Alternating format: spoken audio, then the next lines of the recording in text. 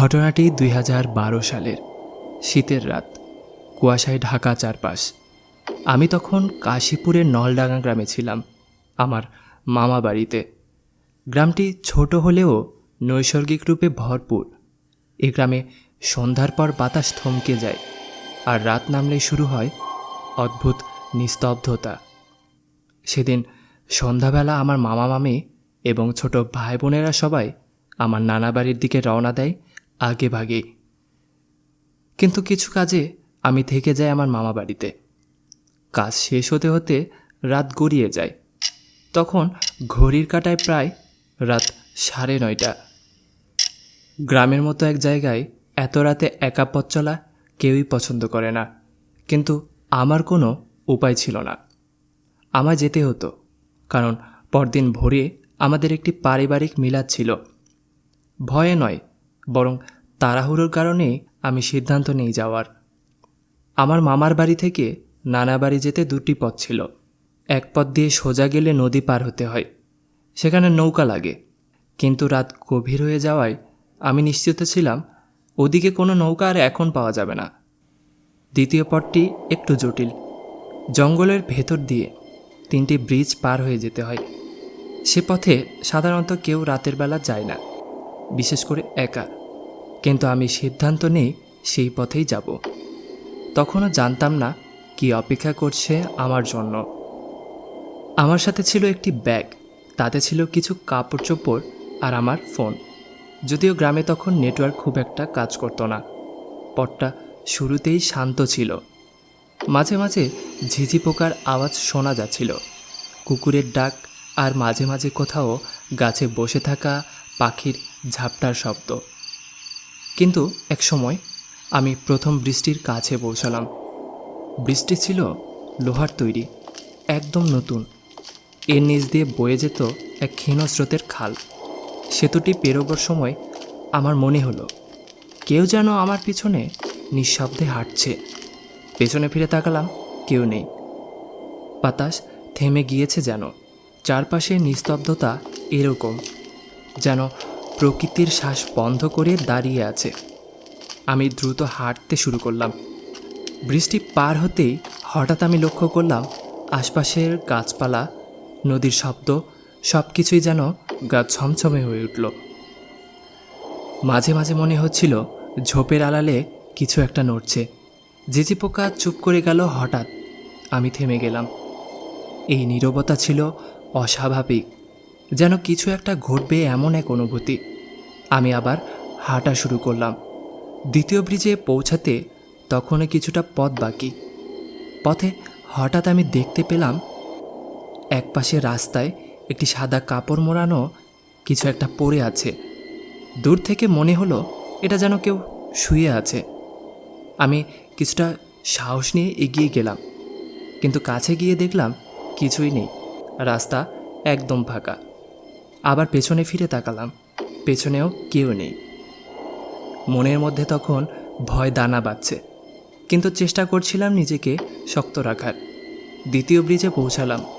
এই ব্রিজটি ছিল কাঠের, বহু পুরনো, প্রায় ভেঙে পড়ার মতো।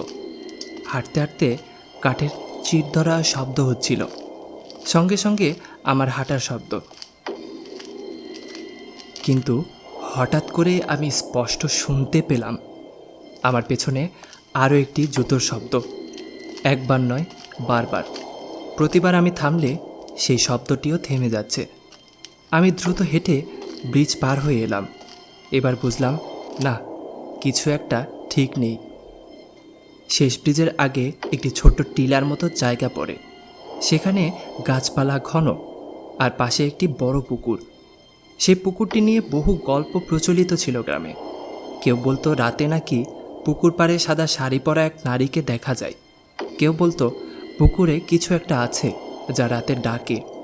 এসব গল্প আমি বহুবার শুনেছি, কিন্তু কখনো গুরুত্ব দিইনি। সেদিন মনে হলো সব গল্পই যেন বাস্তবে ধরা দিচ্ছে। আমি টিলার ঢালু পেরিয়ে শেষ ব্রিজে পৌঁছালাম। এবার বৃষ্টি ছিল সিমেন্টের। নতুন হলেও আলো ছায়ার খেলায় এটি যেন দেখতে লাগছিল আরও ভয়ঙ্কর। কারো যেন কান্নার শব্দ আসছে, মনে হলো বাতাসের আওয়াজ। কিন্তু কান পেতে শুনলে বোঝা যায় এটা একজন নারীর কান্না, সুরেলা, দীর্ঘ, করুণ। আমি এগিয়ে গেলাম, কিছুটা কৌতূহল আর কিছুটা ভয় নিয়ে। তখন হঠাৎ করে আমার সামনে দাঁড়িয়ে যায় একটি ছায়া, উচ্চতা প্রায় আমার সমান, মাথায় চুল নেই, শরীরটাও অদ্ভুতভাবে স্পষ্ট। আমি স্থির হয়ে গেলাম, নড়তে পারছিলাম না। চারপাশে হাওয়ার বেগ বেড়ে যায়, যেন ঝড় আসছে। পেছনে তাকাতে দেখি আরও কিছু ছায়া গাছের ফাঁকে ফাঁকে নড়ছে। কেউ যেন বা কিছু আমার পথ আটকে দিতে চাইছে। আমি চোখ বন্ধ করে দাঁড়িয়ে রইলাম। হৃদস্পন্দন এত জোরে হচ্ছিল যেন ছিঁড়ে বের হয়ে আসবে।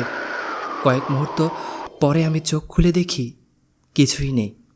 চারপাশ আবার নিস্তব্ধ, পুকুর পাড়, গাছপালা সব কিছুই আগের মতো। তবে আমার মনে হচ্ছিল কেউ আমাকে দেখছে, ঠিক আমার কাছেই।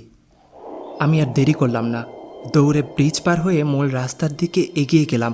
হঠাৎ করেই দূর থেকে আমাদের বাড়ির আলো দেখতে পেলাম, যেন এক আশার আলো, একমাত্র মুক্তির পথ। আমি ছুটতে ছুটতে বাড়ির দরজায় এসে পড়লাম। দরজা খুলে ভেতরে ঢুকিয়ে পড়ে গেলাম। পরিবারের সদস্যরা ভয় পেয়ে গেল, কিন্তু আমি কিছু বলিনি। শুধু বলেছিলাম পথে কিছু ছিল, কিছু অদ্ভুত। পরদিন সকালে পুরো এলাকা স্বাভাবিক লাগছিল। সূর্যের আলোয় সব কিছু স্বচ্ছ, নিরীহ। কিন্তু আমি জানতাম রাতে যা দেখেছি তা স্বপ্ন নয়। পরের কয়েকদিন আমি অসুস্থ ছিলাম, জ্বরে পড়েছিলাম, মাঝে মধ্যে ঘুমের মধ্যে চিৎকার করে উঠতাম।